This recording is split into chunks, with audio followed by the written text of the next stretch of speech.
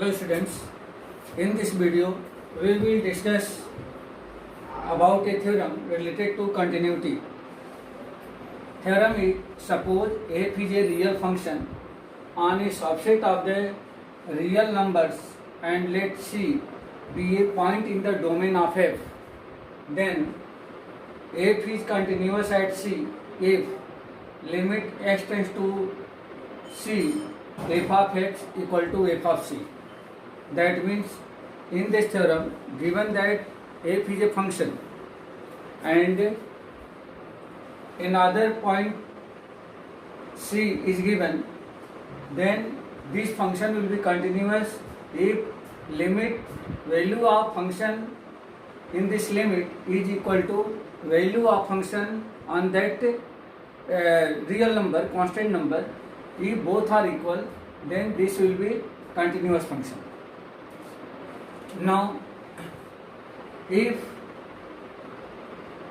LHL means right hand limit, RHL means right hand limit, and value of function, that means value of function at x equal to c, that means f of c, or exist and equal to each other,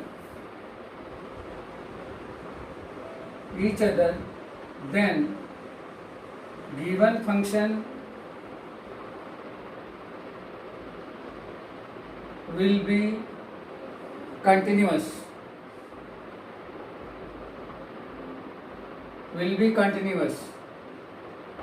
In other hand, we can say that given function will be continuous also when value of function at the given limit and value of function at the given number, if both are same, then function will be also continuous. If this is not as, means value of limit not equal to value of function at that point, then not or same, then function will be not continuous, or this is also known as discontinuous function. Or limit x tends to c f of x equal to f of c. F of c means value of function at given point is equal, then function f will be continuous. Otherwise means if limit x tends to c, otherwise means if limit x tends to c f of x not equal to f of c, then function f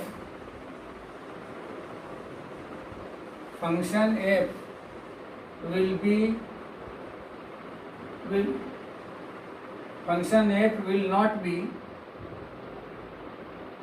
continuous, or discontinuous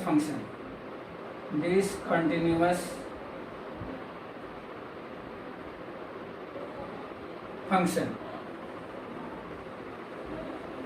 Now, I hope you have understand what is the meaning of this theorem. In this theorem say that if f is a real function and at x equal to c, which is this point lie in the domain of function, will be continuous if LHL, RHL and value of function at that point will be continuous, then this function means function f will be continuous. Or another condition is if value of that function on the given limit, that means at x equal to c, is equal to the value of function and that given constant, means that number, both are equal, then that function will be continuous, otherwise function will be discontinuous. Now in the next video we will take example in which we will try to prove that a function is either continuous or discontinuous.